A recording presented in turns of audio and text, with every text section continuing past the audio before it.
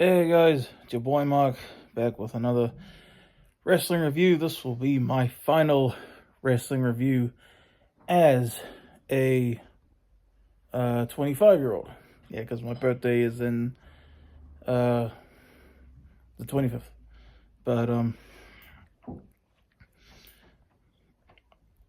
AEW All Out 2024 just got off the air, and that was a long show, man. Great show. I had a lot of fun watching it, honestly. 5 years since the original All Out. I didn't get to review it back then just because I didn't want to stress out about it.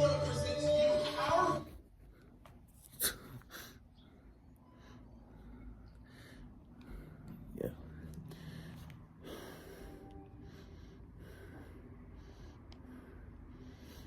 Yep. Anyway, so yeah, I got the phone.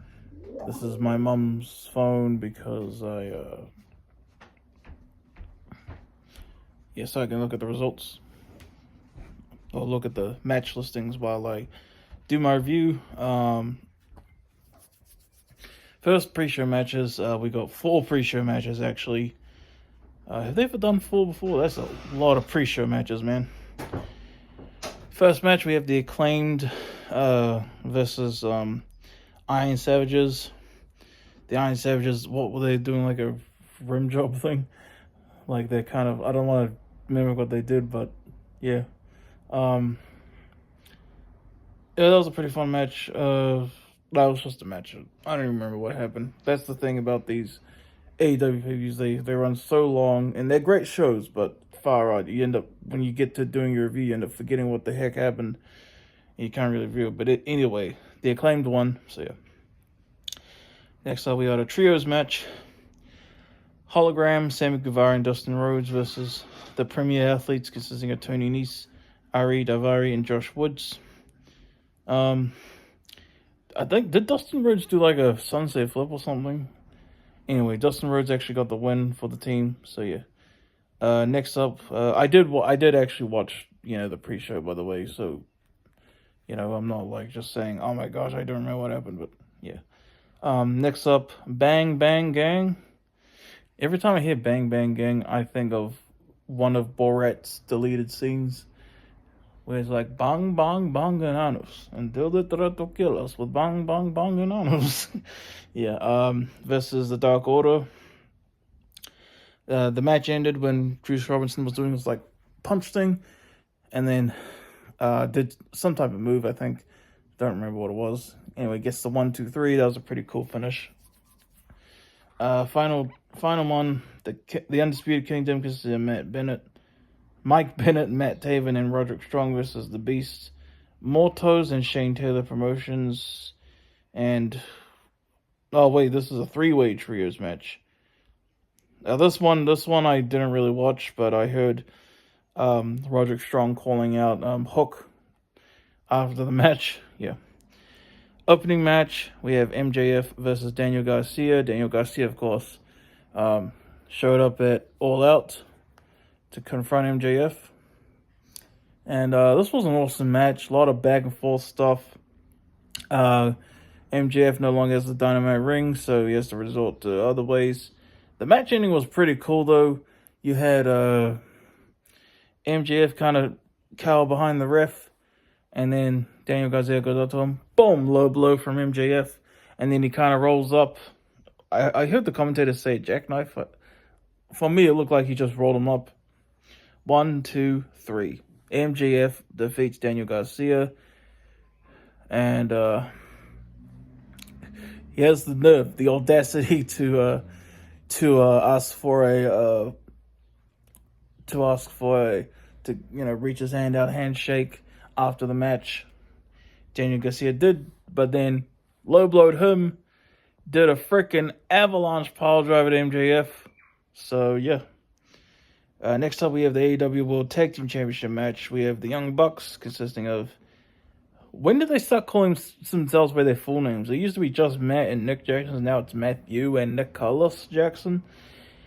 Defending against Blackpool Combat Club, consisting of Claudio Castagnoli and Wheeler Yuta, who are, of course, also 2/3 of the AEW Trios Championships, which they won it all out, all in. Sorry, all in, all out. you know. And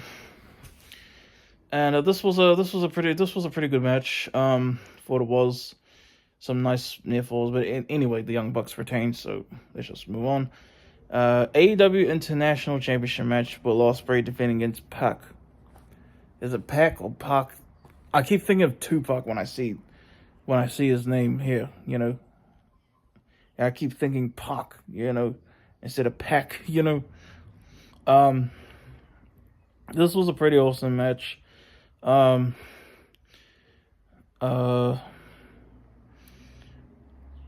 Again, it's been a few hours since this match now, so my mind is fuzzy on exactly what happened.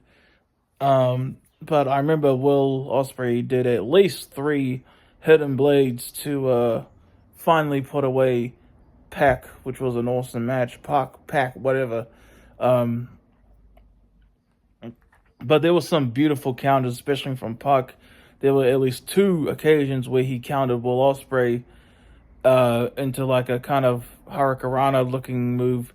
Those were some beautiful moments. I don't think I'm going to think highly of a lot of these matches, and maybe others will, but that's how I am. And by the way, for the main event, I did not fall asleep this time. Not like I did for last year. I know I was so annoyed when I fell asleep for Orange Cassidy versus Jon Moxley. That was the main event of All Out last year. Sorry, guys, that I fell asleep last year. I didn't fall asleep this year. I got a review for you guys for the main event. So, yeah. Next up, Chicago Street Fight. Willow Nightingale versus Chris Statlander. This was an awesome match. Chris Statlander powerbombs Willow Nightingale through one of the announce tables. That was awesome.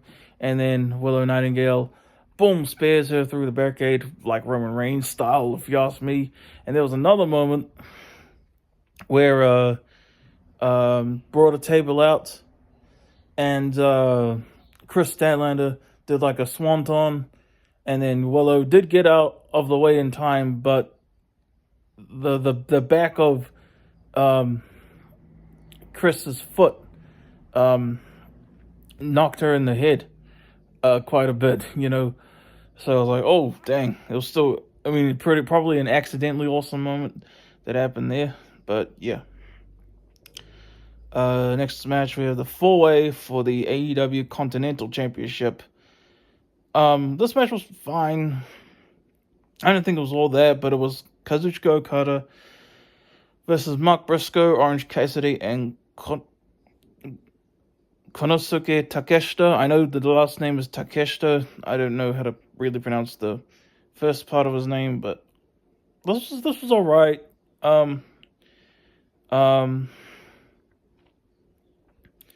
Almost felt like kind of like 2 one-on-one matches happening simultaneously, and then like they switch opponents every now and then. That's what this felt like, more than like a full-on fatal 4-way, something like Backlash 2007, for example. It was alright match, you know. Mark Briscoe. By the way, I saw this. I saw a friend of mine made a post on Facebook saying, "Man, Okada's Rainmaker will be like the worst finisher ever." And I saw someone comment. Well, he won the IWGP World Championship 7 times with it. And I remember the biggest asshole in the world, whose name I'm not gonna say. Some of you guys might know who I'm talking about. I'm not gonna say this asshole's name, but I remember like he commented like I forgot what it was. It was a conversation on Facebook. Obviously, I'm not friends with this dickhead anymore, but it was something like anyway, it was talking about John Cena's attitude adjustment, and I was like, hey, won him 16 world championships, and he like a pompous fuckwit was like, he tied the record of a superior wrestler, as if you weren't the biggest bitch in the world when he won number 16, you fucking asshole. Um, fucking hate that piece of shit so much. Um, biggest piece of shit I've ever met. And I've met a lot of pieces of shit. But anyway, enough about that. Yeah. Okada retained, hitting the Rainmaker on, Orange Cassidy, actually. Yeah. Next up, Mercedes Moné versus Hikaru Shida for the AEW TBS Championship. Camille was banned from ringside. This match was alright. And again, like the Britt Baker match, she was fantastic as Sasha Banks, but I'm not really feeling these her last two, at least pay-per-view matches. They're kind of like alright, but like I'm just not feeling them, man. Maybe if I rewatch them both, I'll be like, I don't know, man. They're just not a lot. Just none of them was really like grabbing my attention. They just seemed like regular matches as opposed to dream matches, like I feel like they should be. I don't know, maybe because they sound like great matches. I will always support Mercedes Moné because of how my best friend Bishop loves her so much. Yeah. This was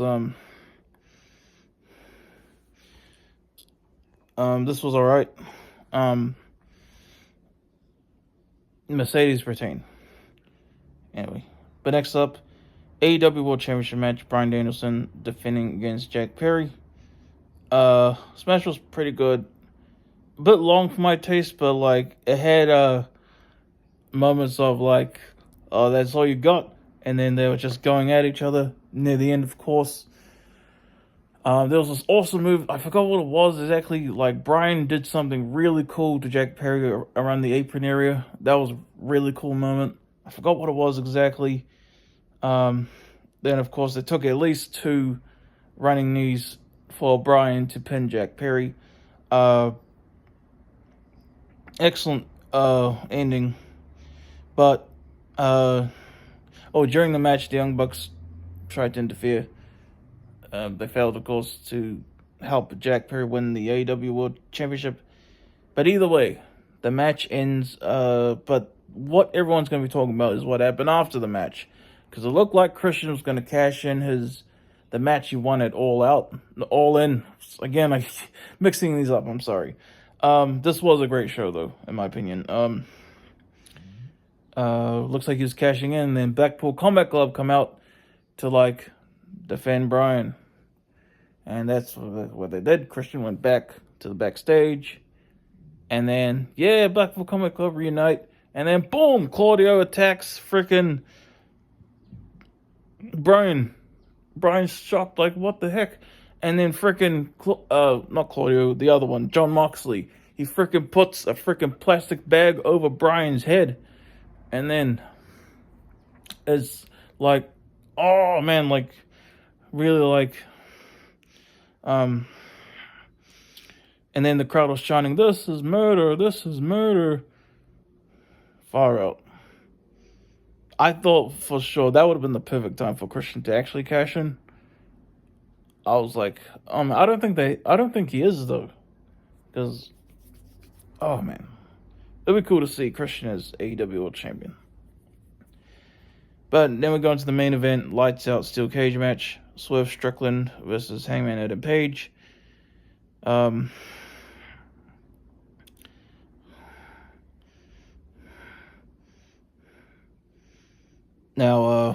this was brutal. Andre, let me just give you a rundown. They both grabbed out a staple gun. Staples. They used the cage. There was they power bombed each other onto a freaking cinder block. There was blood. If you heard about like Hangman Adam Page burning down Swerve's like childhood home, he got out a burnt piece of that. Tried to hit him with it. Then freaking Swerve, getting all those motions, reverses, boom, hits him in the eye with it. And also stapled photos of his family onto Hangman Page and then ripped them off near the end. Brutal ass match. A freaking syringe, needle. Hangman got it out, put it in freaking Swerve's mouth, got out of chair, did the loudest, one of the most awesomest chair shots I've ever heard in my life. And Swerve Strickland is knocked out. Hangman Adam Page wins. And that's the end of All Out 2024. That was my review, guys. Hope you enjoyed. Not I know, not quite a long review, but like I don't want to like drag it out. And honestly, I did say everything I felt like I could remember, So yeah, hope you guys enjoyed. I'm your boy Mark. I'll see you guys later. Peace out. Much love. Have a good one.